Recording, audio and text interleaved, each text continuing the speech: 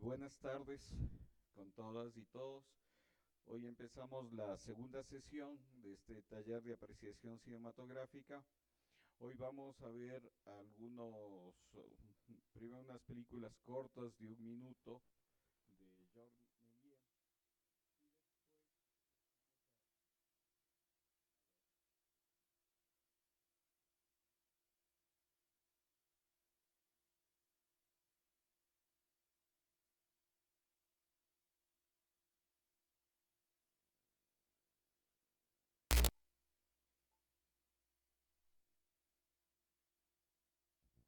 aló, aló, aló, ya, disculpen. Les decía, vamos a ver primero unos 7 minutos de unos cortos de Georges Méliès de la primera etapa. Después vamos a ver sus igual cortometrajes, pero un poco más largos. La característica un poco de Méliès es que, como ustedes saben, era un mago que le fascinó el cine. Él proviene de una familia pudiente que eran fabricantes de zapatos, pero él decide dejar todo eso y más bien invertir todo en un estudio donde comienza a grabar sus películas. También se compra un teatro donde monta toda la escenografía y todos los decorados que vamos a ver, ¿no?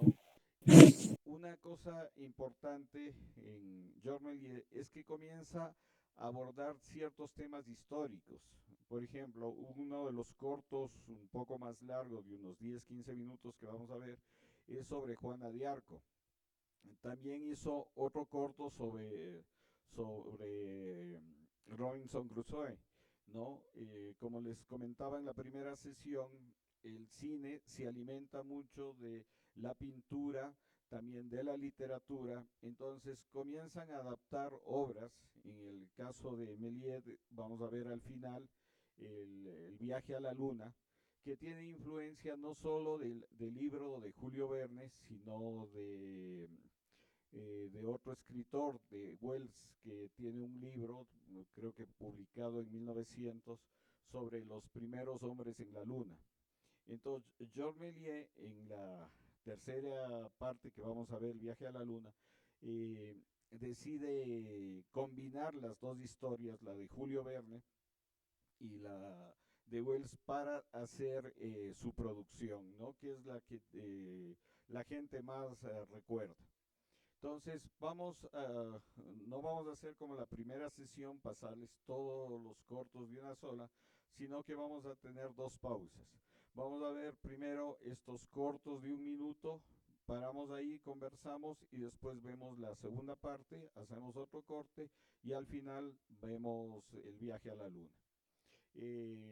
También recordarles que las personas que están interesadas, no va a ser obligatorio, pero las personas que están interesadas se les va a mandar igual los textos de estudio y también las tareas para seguir avanzando en el taller.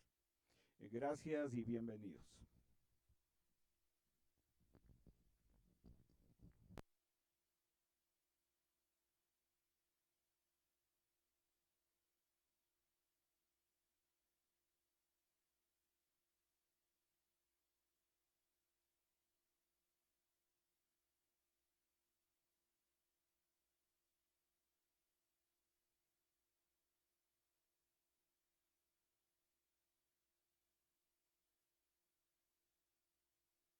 ¿No?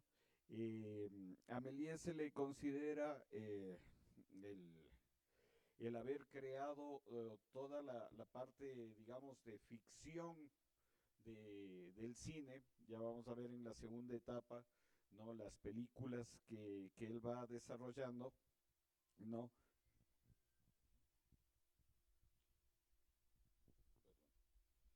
Vamos a ver las películas que él va desarrollando, ¿no? En esta que les decía, las ficciones como lo de Juana de Arco, Robinson Crusoe y otras. Pero en esta primera parte podemos apreciar una cosa muy significativa de él. Por ejemplo, esta parte del naufragio, ¿no? Que hacen en el barco, no todo lo hacía teatralizadamente, ¿no? Una plataforma que se mueve, porque no podía mover la cámara. ¿Y por qué no podían mover la cámara? Primero porque eran unos aparatos muy pesados en esa época. Pero segundo, porque para hacer todos los efectos que él hacía, lo que tenía que hacer es que filmaba y retrocedía la película y volvía a filmar. Los efectos de estos que vimos, por ejemplo, de las cabezas, lo lograba haciendo eso, filmando sobre la película una y otra vez, ¿no? Entonces, esa era un poco la ilusión que iba creando Méliès. También se le considera que es de los primeros que comienza a desarrollar la publicidad. No tiene algunos cortos en donde ya comienza a promocionar ciertos productos. Y otra característica también de Méliès es que se le considera que comenzó a desarrollar el cine erótico. Vimos en el primer corto, ¿no? Lo de la bañista, ¿no? Y hizo otras películas que para alguna gente son consideradas pornográficas, para otras eróticas, que comenzó a desarrollar Georges Méliès. No sé si tienen alguna pregunta hasta aquí, algún comentario de esta primera etapa. Sí, por favor.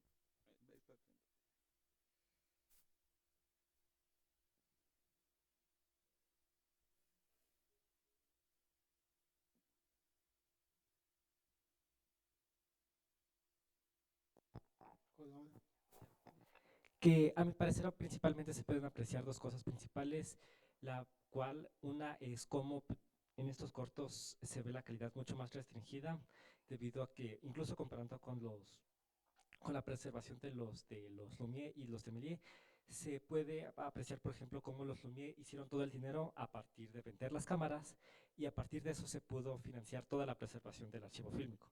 En el caso de Méliès, a partir de la Primera Guerra Mundial pierde mucho dinero y por eso es que muchos archivos se consideran los media o perdidos. Y también se puede apreciar cómo estos primeros cortometrajes, en lugar de presentar una historia a gran profundidad, se centran en desarrollar estos efectos. Por eso muchos cuentan con Méliès o cuentan casi con la mínima cantidad de actores, o incluso en el que dice después el baile, se puede usar, por ejemplo, es el agua, tiene una cintura especial, pero en el siguiente no tiene. Entonces, como ir probando estos distintos efectos para ya en las siguientes producciones ya se ven mucho más refinados, como el viaje a la luna o el viaje al Polo Norte. Gracias. Sí, efectivamente, ¿no? Justamente por eso hemos separado estos primeros cortos, que es un poco su etapa experimental, en donde él también va aprendiendo, ¿no?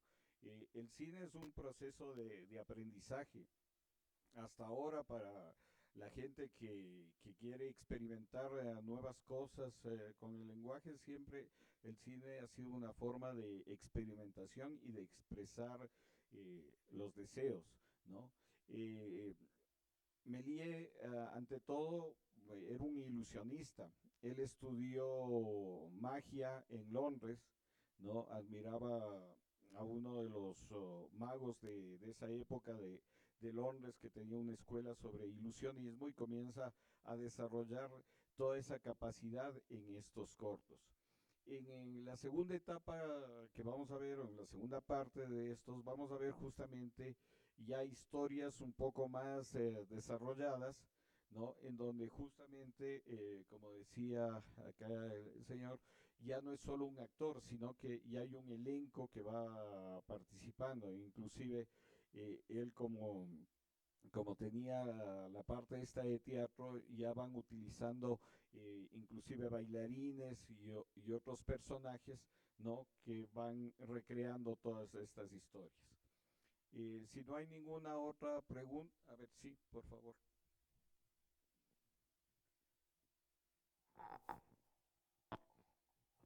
Buenas tardes. A mí me llamó mucho la atención precisamente la forma en la que el cine en este tipo de efectos visuales se desarrolló como una manera de juego. Me hizo pensar mucho en cuando yo era niño, precisamente tenía unos primos y ellos tenían una cámara. Y entonces siempre, o sea, como que cuando recién la obtuvieron, empezamos a jugar con ella, poniéndole pausa y haciendo como que uno desaparece y otro aparece, se va por un lado, entra por el otro. Entonces eso me llamó mucho la atención porque me muestra cómo se desarrolló jugando y cómo nosotros hasta ahora seguimos jugando con todo, con la tecnología y de alguna forma me hizo conectar mucho con los cortos, ¿no? Porque nos muestran tal vez este lado humano de cualquier avance técnico, siempre va a haber alguien que quiera jugar con ello, que quiera conectar con los demás a través de ello. Eso. Muchas gracias. Sí, justamente eso, ¿no? Eh, Méliès, sobre todo, su padre, él quiso entrar a la Escuela de Bellas Artes y su padre no le dejó, porque su padre era fabricante de zapatos y quería dejar la típica herencia que su hijo continúe con esa empresa, pero Méliès siempre fue un artista. Dicen que cuando él estudiaba, se pasaba dibujando, se pasaba haciendo dibujos, ¿no? Inclusive caricaturas de sus profesores. Entonces, él cuando ya su padre muere y le dejan la herencia, lo que hace es invertir todo en comprarse ese teatro, creo que era el Houdini o Jaudi, algo así se llamaba el teatro que compra él, y en otra parte, cerca de París, desarrolla todo un galpón, utiliza inclusive la luz artificial. Los fotógrafos antes utilizaban la luz del sol para las fotografías, porque ustedes saben, antes la fotografía necesitaba una gran exposición para que quede registrado. Entonces, todos esos avances y todo eso va desarrollando Méliès. Y algo que tú marcas con lo del juego, que es muy importante, la parte esta sensorial, ¿no? El cine, no nos olvidemos que es un arte, ¿no? Y desarrolla justamente esa parte sensible, ¿no? Y Georges Méliès comienza a desarrollar toda esa sensibilidad de ilusionista, de mago, en todas estas historias. Inclusive él actúa, muchos de los personajes que vemos ahí es del mismo Georges Méliès actuando. Bien, ¿alguna otra pregunta, algún otro comentario que deseen hacer? Si no, pasaríamos ya a la segunda parte. Esto dura unos 40 minutos, igual hacemos un corte y seguimos hablando. Gracias.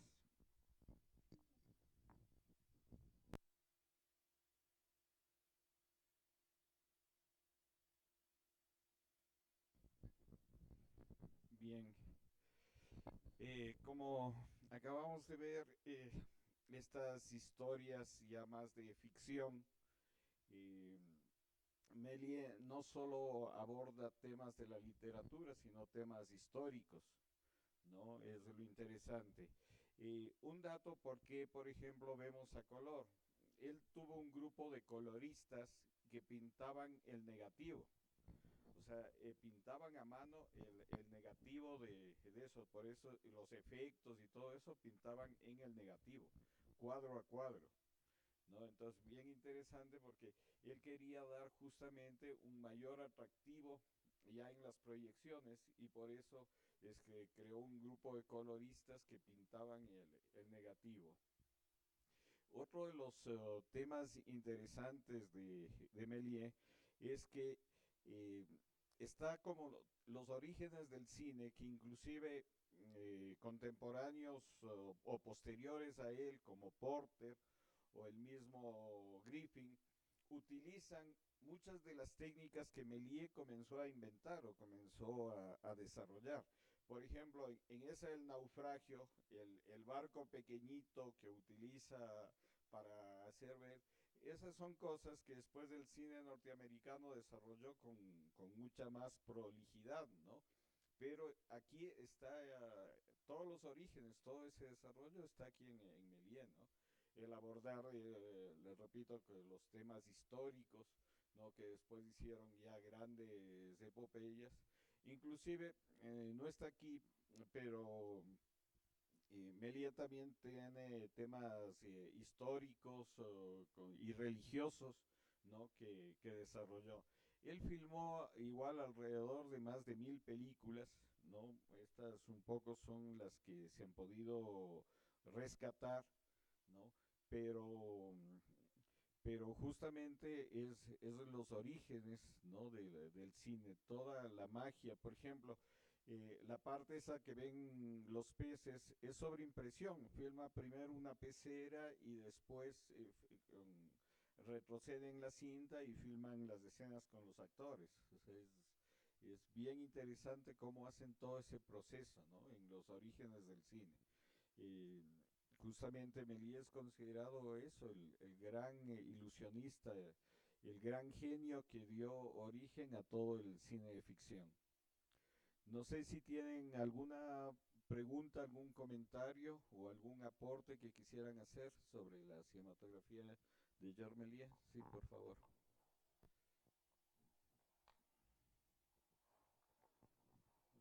Bien, muchas gracias. Sí, quería hacer como un aporte o una reflexión sobre la puesta en escena, ¿no?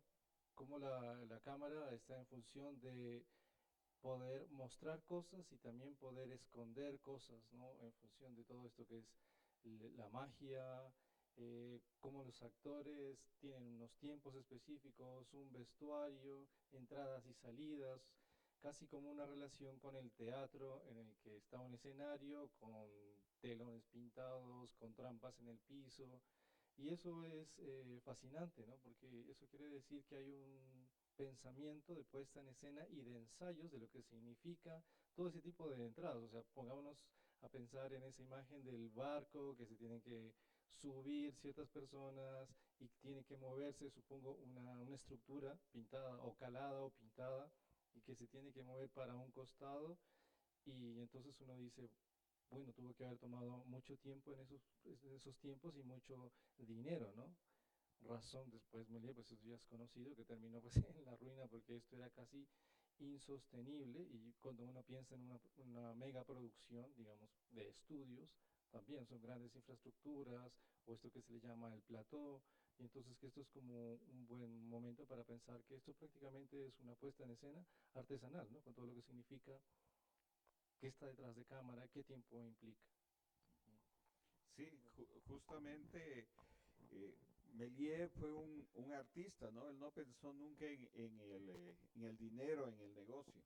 En ese sentido, los Lumière sí tenían como una visión más empresarial. Inclusive hay una anécdota de que Méliès estuvo en la primera proyección. Fernando, acá quieren hablar. Méliès estaba en la primera proyección ese 28 de diciembre, ¿no? Y quedó ilusionado con la proyección de los hermanos Lumière y quiso adquirir una cámara, pero los hermanos Lumière no le vendieron. Le dijeron, no, porque el cine no tiene futuro. Dice, esto va a ser momentáneo. Y no le vendieron una cámara. Méliès tuvo que adquirir el kinescopio, ¿no? De Edison y hacerle modificaciones, pero tenía problemas porque en esa época no había dónde comprar película, también el problema de las perforaciones, así que él fue realmente inventando y solucionando muchas cosas, ¿no? Ese es también su gran aporte. Sí, por favor. Bueno, es muy poco lo que yo sé de cine, en realidad estos son como mis primeros pinines de este taller, ¿no? Sin embargo, escenas como estas del mar, ¿no? Yo pensaba antes que ¿cómo es que las ilusiones esta corriente de Dalí, ¿cómo se llama? El surrealismo, fue Dalí quien nos introdujo ese mundo, pero a mí me han parecido unas imágenes súper surrealistas, ¿no? Eh, Increíbles, chistosas algunas, pero sobre todo inimaginables, de sueños, surrealistas realmente, ¿no? En esta parte del fondo del mar, ¿no? Como es que cae el barquito, de pronto esta persona, esta mujer, que no sé si era una Atenea o algo así, Una les, sirena. o una sirena, bueno, les levantaba y les conducía y les decía, y bueno, y todo este mundo marino, que supongo que en la época bastante difícil hacer snorkel como para conocer o imaginar. Y luego viene una ballena y se convierte en un transporte, o sea, súper surrealista me pareció esa imagen. Luego los referentes históricos, por ejemplo, había una imagen bien barroco, como la fuente Neptuno, así me parecía, ¿no? Entonces toma todos estos elementos. Entonces sí, sin duda este señor Méliès me parece un súper artista. Yo tengo una pregunta, porque en muchas imágenes, o sea, vine a la función anterior y mientras que teníamos unas imágenes familiares, de la ciudad, ¿no es cierto? Planas, no es solamente personas, edificios y ciudad. Ahora me encuentro con 4 planos, no solo. Y luego, poco a poco encontré un poquito de color. Ahora me indica usted que se lo hacía manualmente. Yo pensé que eran efectos de las cámaras, pensé que iban, no sé, más tecnología. Pero al ver esto, sí, súper teatral, o sea, como que suben, bajan, entran como de tramoyas. Yo conté como 4, así, ¿no? Con los peces acá de eh, primer plano. ¿Esto era manual también o en efecto desarrollaban teatros, o sea, filmaban en un interior, en un set teatral con tramoyas que subían y bajaban? ¿O eran efectos también hechos en la cinta, ¿no? Por ejemplo, la de los pececitos pequeños, que estaba en el primer plano, yo contaba como 2, 3 y hasta 4 me parecieron, ¿no? Es la combinación de ambos, es la combinación justamente de tramoya, ¿no? Y algo que decía el compañero de esto de los efectos, eh, siempre el arte, el cine, el teatro, la literatura se ha retroalimentado de las diferentes expresiones, ¿no? Justamente los grandes decorados y todo eso, yo creo que el teatro también evolucionó con el aporte del cine, con el aporte que hace Méliès de estos grandes decorados y de estos diferentes planos que él maneja, ¿no? Maneja cosas en primer plano.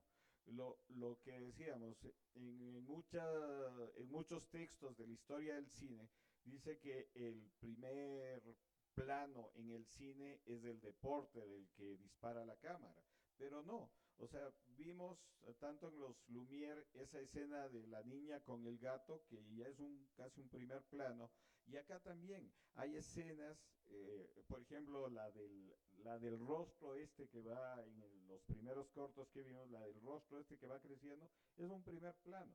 Entonces, siempre el arte y el cine se ha retroalimentado, ¿no? Son varios aportes que va creciendo y van desarrollándose. Pero contestando su pregunta, es la combinación de varias técnicas, ¿no?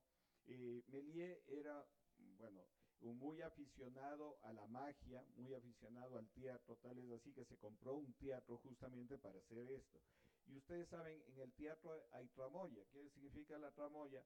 Estos fondos que suben y bajan o que van de un lado al otro, él los hacía, ¿no? Y los combinaba para la filmación. Y él combinaba varias técnicas, justamente, ¿no? Esto de la doble exposición, ¿qué quiere decir? Que filmaba, retrocedían la película, volvían a filmar para sobreimprimir sobre la imagen, esto que no era solo prender y apagar la cámara, no era solo ese efecto, eran varias técnicas que desarrollaron, ¿no? Para crear esa ilusión. Y también la combinación de esto, de la puesta en escena, que fue muy importante, ¿no? Con los actores, con los bailarines, ¿no? Vemos, por ejemplo, esto que suben las escaleras, que crean el pozo, ¿no? Todo eso, ¿no? Tenía mucha imaginación. Comentábamos con algunos amigos, Méliès debe haber estado muy fumado para inventar de todos esos aportes que hace, ¿no? Sí, por favor. Ya. Bueno, yo quería irme un poquito más a lo social. Y es que en estas puestas en escena, si bien Méliès era más acerca de lo cómico, ¿no? Pero también me gustaría, bueno, llamar la atención al tema de que era una crítica hacia las actitudes y el comportamiento social, tanto en hechos históricos como religiosos, ¿no? Y también me llamó mucho la atención y que justo viene la observación del taller anterior y quería preguntar, esta película al principio es como un rescate de varias copias porque en los frames se ve como esas partes negras en Sí, la distintas viñeta, la viñeta que Ajá, pasa, sí. justamente. Sí, bueno, es de esta copia que yo conseguí, ese primer corte, tenía como esa falla al inicio, ¿no?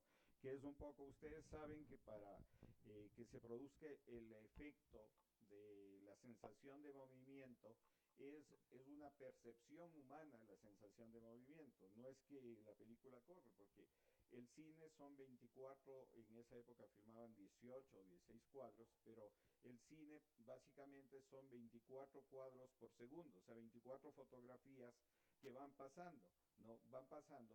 Y la viñeta esta que pasa delante de la cámara es la que nos da justamente esa sensación de movimiento. Entonces aquí era una falla, esa copia que conseguí tiene esa falla de la viñeta que se ve al inicio, ¿no? Pero es una falla, digamos, de la copia. Yes. Bien, ¿alguna otra pregunta, algún otro comentario que quisieran hacer o algún otro aporte? ¿Alguien más? ¿No? Si no, entonces pasemos a ver la película más conocida de Méliès, que es El viaje a la luna, ¿no? Como decía, tiene influencia no solo de Julio Verne, del libro de Julio Verne, sino que tiene también la influencia de otro escritor, de Wells, ¿no? Sobre los primeros hombres en la luna. Es la combinación de estos dos textos en la película esta. Una cosa importantísima ahora que usted tocó el tema de lo social, es importante también entender que todo este desarrollo que se produjo, ¿no? Del cine en Francia y que después influyó en el resto de países, ¿no? Justamente se da en medio de un conflicto, ¿no? Esto es, los 1900 son todos los conflictos que se comienzan a desarrollar en Europa.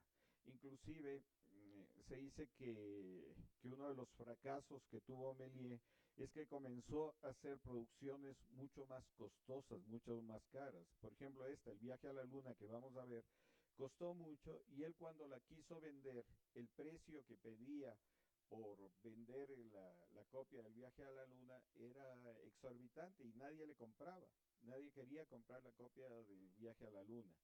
Esta película se llega a ser famosa porque él aprovecha un encuentro o un simposio que había de científicos en esa época y es en este espacio que él logra, de inventores, perdón, era de inventores, y él en ese espacio logra presentar su película. Y esto es lo que le da acogida y comienzan a comentar y puede distribuir su película.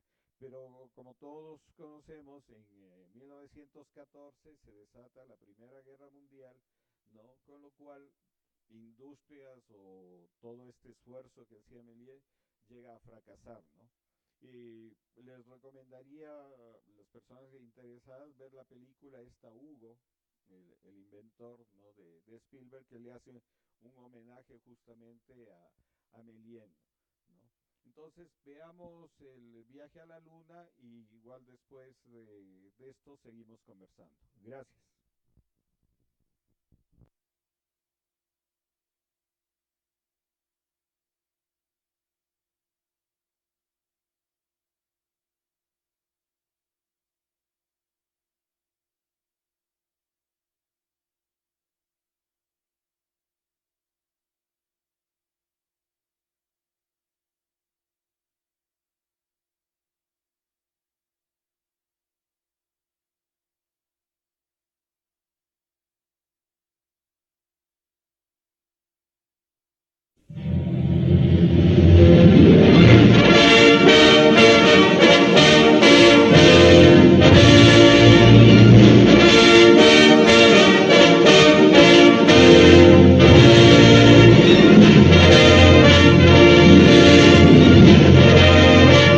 Otra cosa que también es interesante, se supone que las cápsulas que regresan de la luna o de la atmósfera aterrizan en el agua, ¿no? Son cosas que en el libro de Julio Verne ya estaban, ¿no? Y Méliès toma esas cosas, ¿no? Cuando regresa la cápsula tiene que caer al mar, ¿no? Entonces, Y es interesante porque no es que solo la imaginación de ellos hizo eh, que se adelantaran casi un siglo a toda una época, sino que estaban al tanto de los adelantos científicos y de las proyecciones que iban a venir. Igual pasa con Asimov, ¿no es cierto? Que él ya comienza en su literatura, en sus libros, a describir cosas del futuro, de los robots y todo eso que en la actualidad tenemos. Pero volviendo a Méliès, lo interesante de esta producción, si ustedes ven con relación a las otras, es que es mucho más sofisticada en el sentido de que los escenarios y todo eso son mucho más pulidos, mucho más elaborados, ¿no? También el nivel de historia, de actuación es como más centrado, más cerrado, ¿no? Es una historia que ya se cuenta sola. Una cosa que quería aclararles es que en esa época las películas eran mudas, ¿no? Esta musicalización, digamos, de estas copias que hemos podido tener acceso, han sido musicalizadas para subirlas al YouTube o a otros lados, no es la música original, ¿no? Por eso que muchas veces no coinciden, sino que alguna gente le ha puesto ese tipo de música, pero originalmente todas estas películas eran mudas que de pronto eran con el acompañamiento de un pianista en escena que cuando se proyectaban las películas. Eh, Méliès, como ustedes saben, él tuvo un desarrollo más o menos hasta 1910, sus producciones, después aparece la Primera Guerra Mundial y termina en la bancarrota, ¿no? Invirtió no solo la herencia que él tenía de esa fábrica de zapatos de su padre, sino que él se casó con una familia pudiente que también aportaron en todos estos inventos y en todas estas producciones de Méliès. Lo interesante de esto es que el desarrollo posterior del cine, el gran referente para todo lo que se comienza a desarrollar después, películas como El nacimiento de una nación o el mismo Porter, el asalto al tren, tienen influencia de Méliès, ¿no? El arte en ese sentido se va retroalimentando de las influencias de las personas anteriores. Alguien decía, por ejemplo, cómo si no había submarinos se podía ver esos. Si ustedes recuerdan, en los cortos de los Lumière, que Lumière desarrollan más temas documentales, ¿no? Ya se ve a uno de estos buzos con estas escafandras que eran en todo el cuerpo para sumergirse, ¿no? Entonces, sí ya tenían, inclusive en esa época ya habían ciertas cámaras adaptadas para fotografiar en el agua, ¿no? Entonces sí tenían esas referencias también para poder desarrollar esas historias. No sé si tienen alguna pregunta, algún comentario, algún aporte que quisieran hacer. Sí, por favor. Bueno, yo solo quería como volver un poco a lo social, porque, no sé, a mí me parece en lo personal que el cine de Méliès es como socialmente y políticamente bastante inocente, es como que trata temas como ligeros, tiene esta fascinación por lo medieval, por temas del teatro, pero a la final, después de la Primera Guerra Mundial, yo creo que igual eso también influye en la bancarrota de Méliès, ya la gente estaba traumatizada y se buscaba en el arte algo que represente ese dolor que estaba, y Méliès seguía con su fantasía y ya no le llegó al público que le llegaba previamente a la Primera Guerra Mundial. Bueno, también hay que entender de que como todas las cosas, no solo era los hermanos Lumière, Méliès, sino que comienzan a desarrollarse ya toda una serie de cinematografías propias. Por ejemplo, eh, no se conoce mucho, pero en Italia comienzan ya a desarrollar también en 1900 grandes producciones y producciones igual que tienen que ver con su historia, ¿no? Producciones gigantes, inclusive el nacimiento de una nación tiene influencia de esas primeras películas italianas que comienzan a desarrollar sobre Ben-Hur y todas las otras cosas de su propia historia, ¿no? Y otros países también comienzan a desarrollar, el mismo cine norteamericano en 1900 comienza a desarrollarse.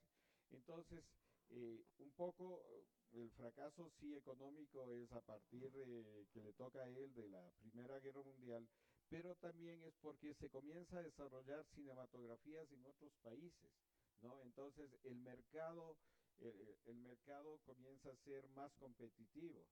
Y en este sentido, quienes sacan mayor provecho son las mayor norteamericanas que comienzan a desarrollarse desde esa época y comienzan a entender que el negocio del cine está en la distribución, ¿no? Y comienzan a desarrollar más bien una distribución a nivel mundial, que es lo que permite mantenerse hasta la actualidad a 20th Century Fox o Artistas Unidos y todas esas compañías que comenzaron a formarse a comienzos del siglo XX, ¿no?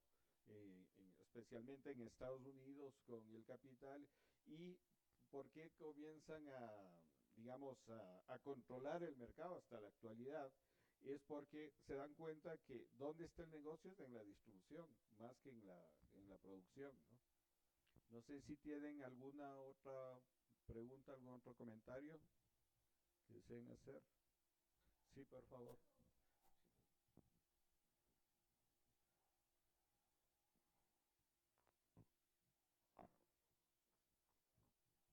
Solo un pensamiento. Seguramente después de la guerra y que la gente estaba tan afectada psicológicamente, justamente el cine vendría, no, porque no sé mucho, vendría a constituir el entretenimiento, ¿no? El ir a otra realidad que no es la que estás viviendo. Seguramente eso también pudo haber sido un punto de éxito para el cine, porque nos muestra otras historias, otra realidad, unas fantasías que no eres la que estás viviendo y que te transporta, ¿no? Creo. Sí, sí, pero justamente un poco, si ustedes se ponen a mirar y reflexionar sobre las películas que hemos escogido para este taller, son películas que tienen que ver con el ámbito social, ¿no? El ciclo justamente lo hemos relacionado el cine con lo social y como veíamos desde los hermanos Lumière, el cine aparece no contando historias banales, individuales, sino que en los Lumieres, por ejemplo, es el documental, el reflejo de los obreros, de los trabajadores, de la ciudad, el contraste inclusive, ¿no? El contraste porque filman, por ejemplo, a familiares de los Lumière, perdón, que eran familias acomodadas, pero también filman a los muchachos de estos hijos de los obreros. Entonces se presenta este contraste en los Lumière. Y Méliès también no es que coge de la literatura cualquier cosa, coge también ciertos temas como lo de Juana de Arco, ¿no? En el tema histórico, que es una parte importante de la historia de Francia, ¿no? Este personaje. Entonces, siempre el cine ha estado vinculado a lo social y seguirá estando. Una de las críticas que muchas veces se hace al cine ecuatoriano es que las películas a veces que no funcionan es esa falta de conexión con la realidad. Contar a veces historias solo de jóvenes que están sin saber qué hacer con su vida, pero nos olvidamos muchas veces de los temas sociales que atraviesa nuestro país y que muchas veces no se refleja eso en el cine que estamos haciendo o estamos produciendo. No sé si alguien más quisiera dar algún aporte, alguna opinión.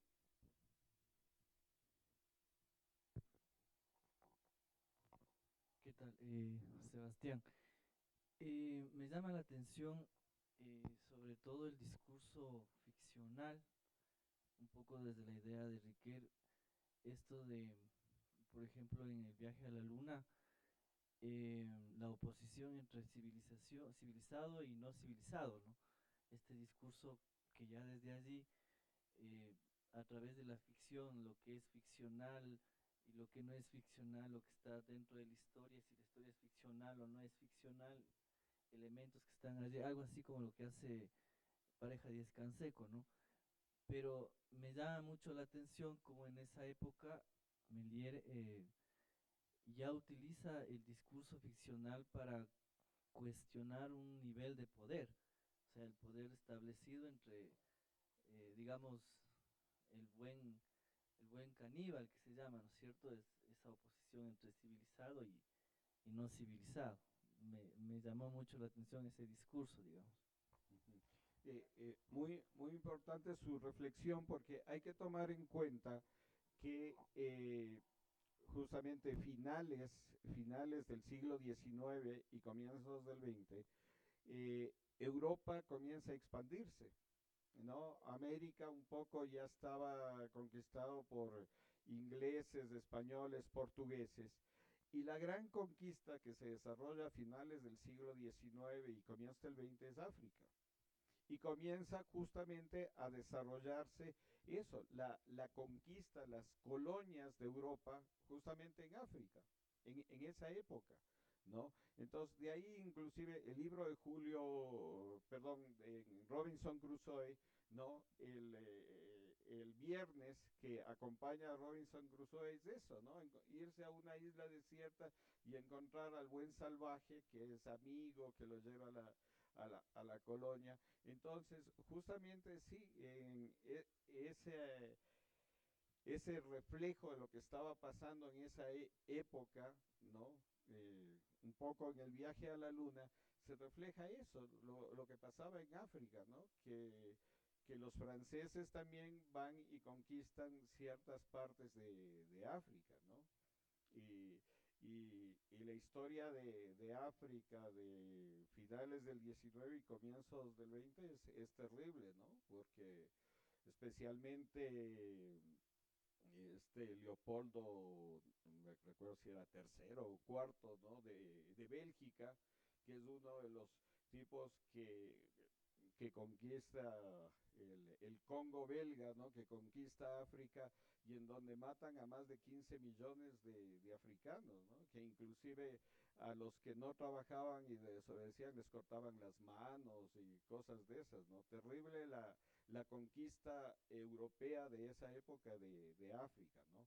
Y volviendo al tema, se refleja un poco eso, ¿no? Con la luna, ¿no? Llegan digamos, los científicos de estos a la luna y se encuentran con los salvajes que los hacen desaparecer, ¿no? Es un poco la historia digamos, ficcionada en este caso, pero que detrás está una dura realidad, ¿no? De las colonias de los países del tercer mundo. Sí, acá, por favor.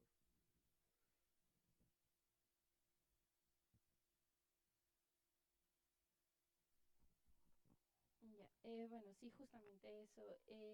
También, como el cine es el arte, es un medio de expresión, así como también lo es la literatura. Sin embargo, el cine también creo que surge como una alternativa para la gente que no le gusta leer en su mayoría. Sin embargo, también como un medio de expresión. Bueno, primero se ve esto del tema de la conquista colonial, que va desde el hecho de que llegan y matan, en este caso, a los seres naturales de la luna, así como también se ve la expansión de la imaginación, de los hongos que crecen y de que también, bueno, es su percepción de la realidad, de que en otro planeta también pueden existir las mismas situaciones sociales que existen en el nuestro. Creo que esto también daba como una propuesta acerca de los viajes a la luna, justamente, y de lo que la experiencia que ésta te podía brindar, básicamente. Gracias. Bien, por cuestiones de tiempo vamos a tener ya que concluir porque hay otra función a las 6. Bien, para las personas que deseen igual continuar, les vamos a mandar los textos y las tareas que puedan desarrollar, ¿no? Estas reflexiones que es importante, porque muchas veces no es solo ver las películas, sino pensarlas, ¿no? Reflexionarlas. Y a veces lo que dice usted, ya la gente no lee, la gente no escribe. Si no lees, no escribes.